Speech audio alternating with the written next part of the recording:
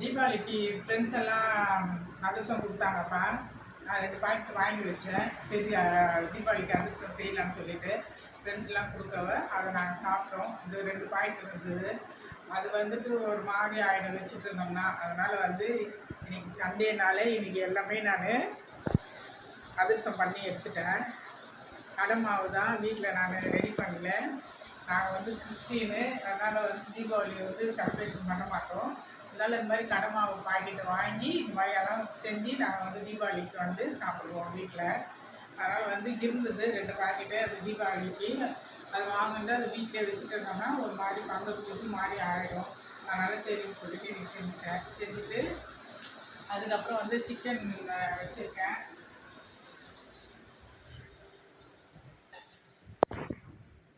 இப்போ சிக்கனுக்கு சிக்கன் 65 மசாலா நான் உங்களுக்கு சொல்கிறேன். ஏற்கனவே இப்போ 65 மசாலாப்பா ஏற்கனவே ஒரு வீடியோ போட்டுட்டேன். நான் 65க்கு மசாலா போட்டுட்டேன்.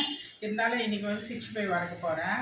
அதனால் இதுக்கு என்னென்ன போட்டிருக்கேன்னா, காஷ்மீர் சில்லி இது 1 கிலோ 3 ஸ்பூனு காஷ்மீர் சில்லி போட்டேன். அது மீடியமான ஸ்பூனில் 3 ஸ்பூனு காஷ்மீர் சில்லி.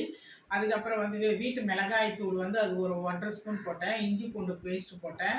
வினிகர் அந்த மூடி இருக்குல்ல அதில் 1.5 ஊற்றி விட்டுட்டேன். அதுக்கப்புறம் தேவையானது உப்பு போட்டேன். அதுக்கப்புறம் கரம் மசாலா கொஞ்சம் போட்டேன். அதுக்கப்புறம் கார்ன்ஃப்ளவர் மாவு போட்டேன். அதுக்கப்புறம் சோம்புத்தூள், சீரகத்தூள் இது போட்டு எல்லாமே நல்லா சூப்பராக மிக்ஸ் பண்ணி வச்சுட்டேன். இப்போ எண்ணெய் காயுது. இப்போ நான் வறுக்கிறேன். இதுதான் நீங்கள் வீட்டில் இந்த மாதிரி செஞ்சு பாருங்கள். அதுக்கப்புறம் கொஞ்சமாக நீங்கள் வெல்லம் இருந்தாலும் வெல்லம் போட்டு அதிலே நம்ம மிக்ஸ் பண்ணோம்னா அது கரைஞ்சிடும். நான் கொஞ்சம் நாட்டு சக்கரை போட்டேன். ஏன்னா சாப்பிட்றப்போ நல்லா டேஸ்ட்டாகவும் நல்லா ஜூஸியாகவும் நல்லா இருக்கும். நீங்கள் இது கூட கார்ன்ஃப்ளவர் மாவு தான் போடணும். நீங்கள் மைதாவோ அல்லது அரிசி மாவோ போட்டிங்கன்னா முட்டை போட்டிங்கன்னா அது பஜ்ஜி ஸ்டைலில் வந்துடும். இது பாய் கடையிலலாம் விற்பாங்க பார்த்தீங்களா, ரோடு கடையிலலாம் அவங்க விற்கிற அந்த ஸ்டைலில் தான் நான் 65 பண்ணுறேன். அதனால் நீங்கள் இதே மாதிரி செஞ்சு பாருங்கள், சூப்பராக இருக்கும். அதனால் நீங்கள் அரிசி மாவோ மைதாவோ முட்டை போட்டிங்கன்னா சொதப்பலாகிடும். நீங்கள் அது போடாதீங்க. உங்களுக்கு வறுத்து நான் உங்களுக்கு காமிக்கிறேன். இப்போ நான் அதில் கடாயில் போடுறேன். இப்போ லெக் பீஸு காந்திச்சு எண்ணெய் ஒரு 2 பீஸ் போட்டுட்டு வறுத்துட்டு அதுக்கப்புறம்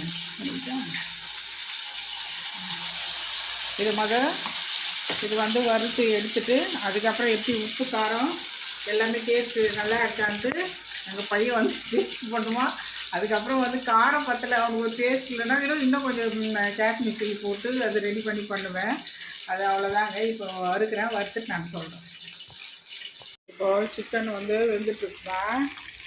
இப்போ நல்லா வெந்துடுச்சு. இப்போ நம்ம எடுத்துடலாம். நான் எந்த கலரும் போடல. எவ்வளோ கலர்ஃபுல்லாக இருக்குது பாருங்கள். வெறும் காஷ்மீர் மிளகாய் தூள் தான் போட்டேன். கொஞ்சம் வீட்டு மிளகாய் தூள் அது போட்டேன். அதுக்கப்புறம் கார்ன்ஃப்ளவர் மாவு மட்டும் தான் போட்டேன். எப்படி இருக்குது பாருங்கள். ஒன்றோடு ஒன்று ஒட்டில் ஒரு மாதிரி பிசுன்னு ஆகலை, எதுவுமே ஆகலை பாருங்கள். நீங்கள் இதே மைதா போட்டிங்கன்னா பிசுன்னு ஆகும். தயிர் ஊற்றினா அது ஒரு மாதிரி கொலன்னு கொஞ்சம் சாப்பிட்டு இருக்கும். அப்புறம் என்ன ஆகும்னா கொலன்னு இருக்கும். இது அந்த பாய் கடையிலலாம் விற்பாங்க பற்றியா, அந்த மாதிரியான சிக்கன். இது சூப்பராக இருக்கும், செம்ம டேஸ்ட்டாக இருக்கும். வீட்டில் இந்த மாதிரி நான் சொன்ன இதுலேயே செஞ்சு பாருங்கள். காஷ்மீர் மிளகாய் தூள் அது மாதிரி போட்டு செஞ்சு பார்த்துட்டு வீட்டு மிளகாய் தூள் கொஞ்சம் கரம் மசாலா இதெல்லாம் போட்டு செய்யணும்.